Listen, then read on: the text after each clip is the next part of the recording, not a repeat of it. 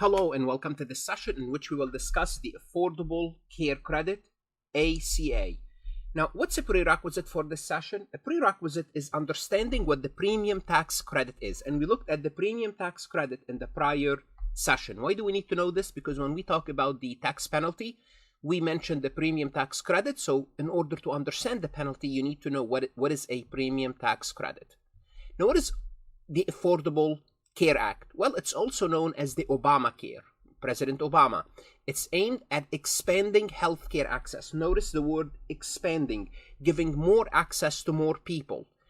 It's not a health national insurance, so it's not for everyone. It's giving the opportunity for people to get health insurance. It encourages employers, especially the large ones, to provide health insurance as part of their employee benefit with penalties for non-compliance.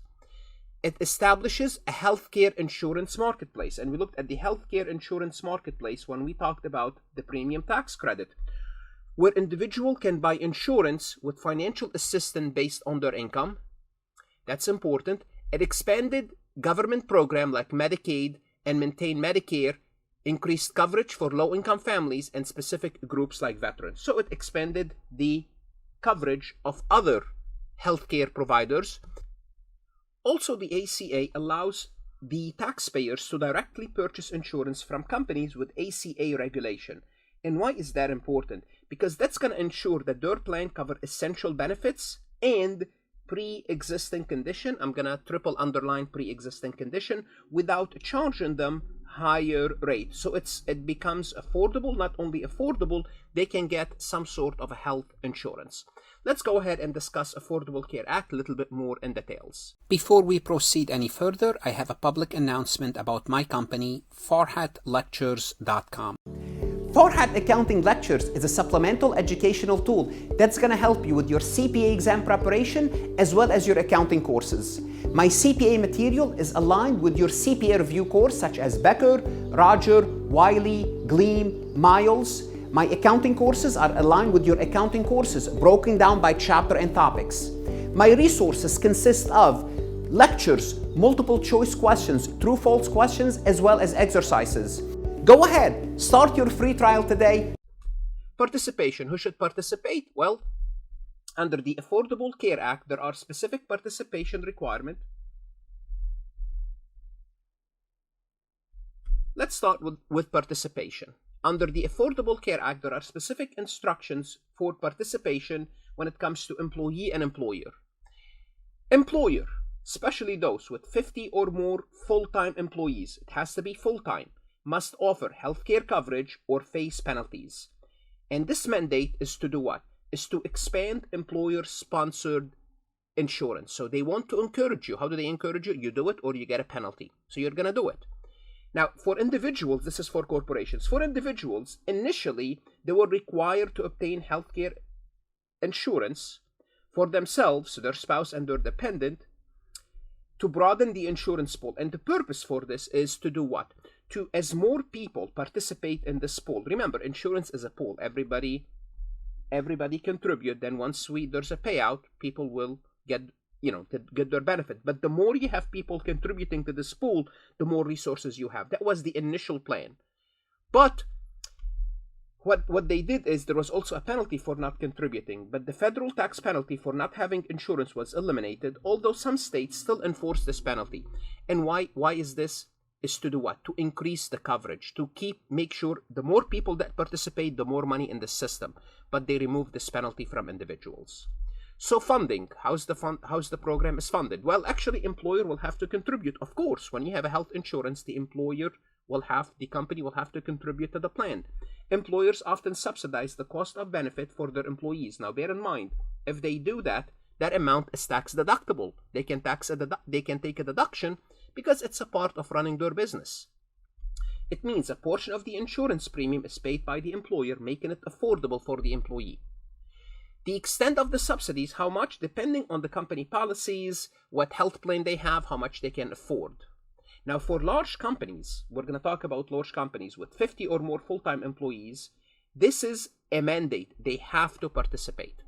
And the purpose, again, the goal is to increase resources from these companies to make sure they use their resources to expand healthcare coverage for everyone at a reduced cost. Reduced means if they participate, it will be easier for the employee because the employee will also have to contribute.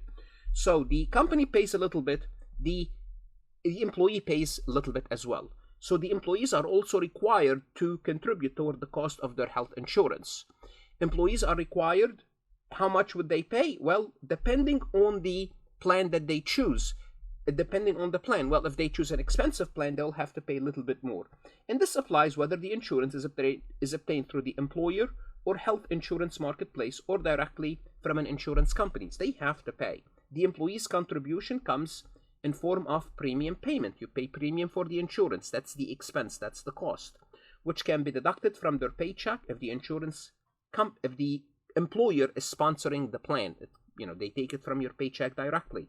How much? Well, it depends on the plan that you chose. The company might have 3, 4 different plans, and you'll choose one of them, depending on the level of coverage, and in some cases, the employee income level. Now let's talk about something called applicable large employers, ALEs, or Ls. What are Ls? Businesses with 50 or more full-time employees are designated under this plan as applicable large employers, Ls. Now they have specific responsibilities, these with 50 or more full-time. What's the assumption here? 50 full-time employees or more, the company is large enough and have enough resources. What does that mean? They must offer, notice they must offer their full-time employees and their dependent the opportunity to enroll in a minimum essential healthcare coverage under an eligible employer-sponsored plan. So they have to have a minimum healthcare coverage. And this coverage should expand to the employees' children who are under 26. That's part of the law. Also, it applies to all type of employers, including nonprofit and government entities. Those are also required. Now, who's a full-time employee? An individual who works at least 30 hours per week or 130 hours per month for an employer. That's how they consider full-time employee. Why? Because they have to count 50 or more, if they have 50 or more.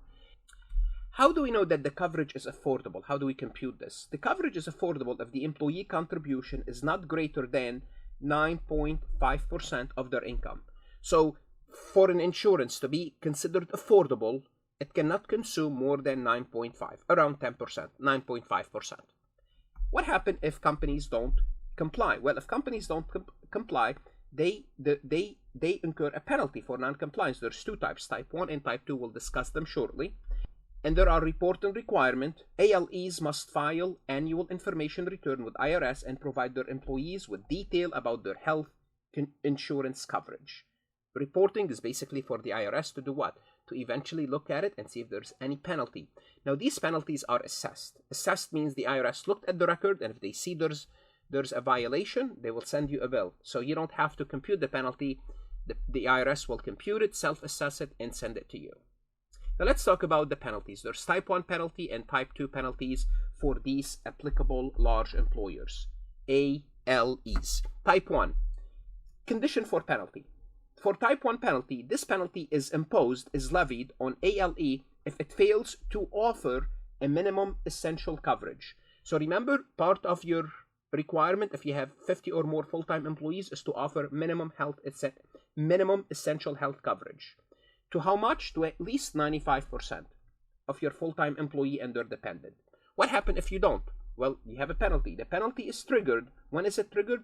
If one employee receives a premium tax credit for purchasing health insurance through the health insurance marketplace. So, do you have a plan? Is that plan offered to 95% of your employees? Well, when does the penalty is triggered? Because remember, you have to offer a plan. It's mandated. It's triggered if one of these 95 is what? Went to the health insurance marketplace and purchased an insurance. Why did they do that? Because it's more affordable to them.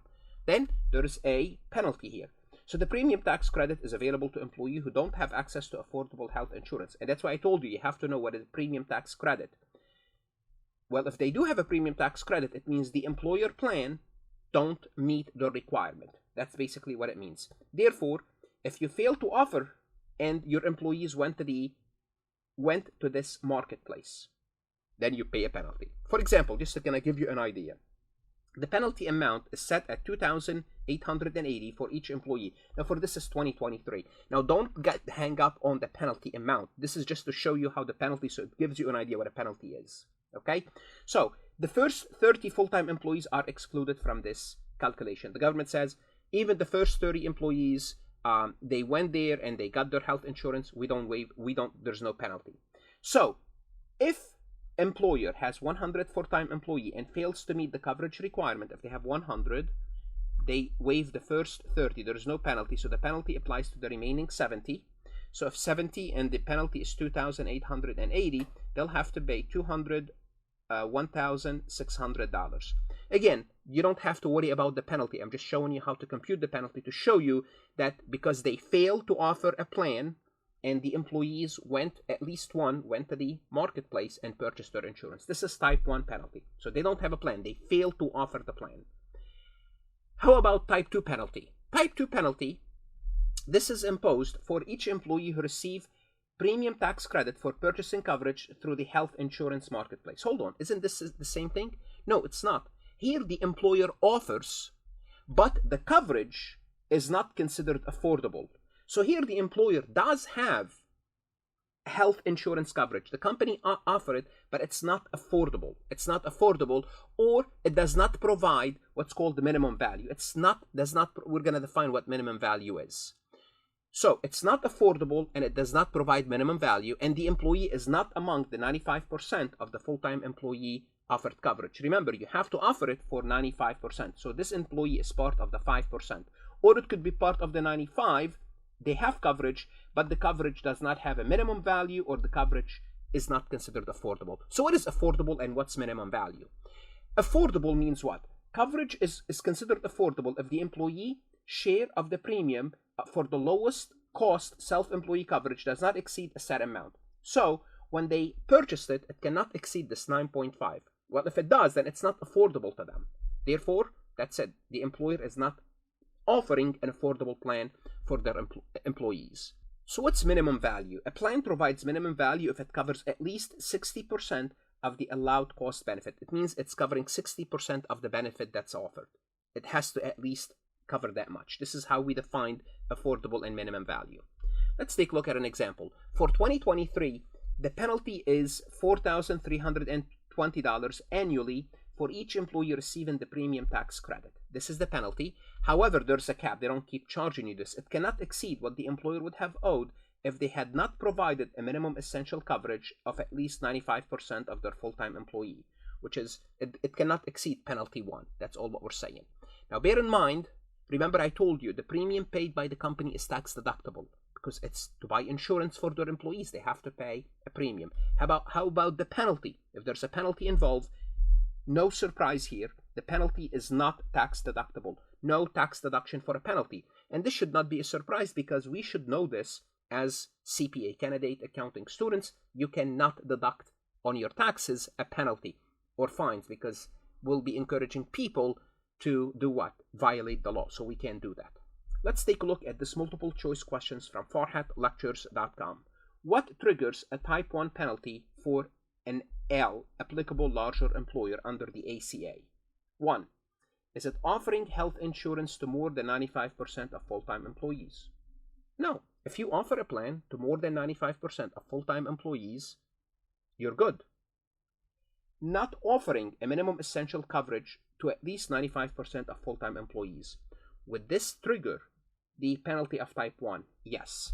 So type 1 penalty is when the company don't offer what we call minimum essential coverage. Come on, minimum essential coverage to 95% of your employees. If you don't have this, you would incur a penalty. How is this penalty computed? The IRS assess this penalty.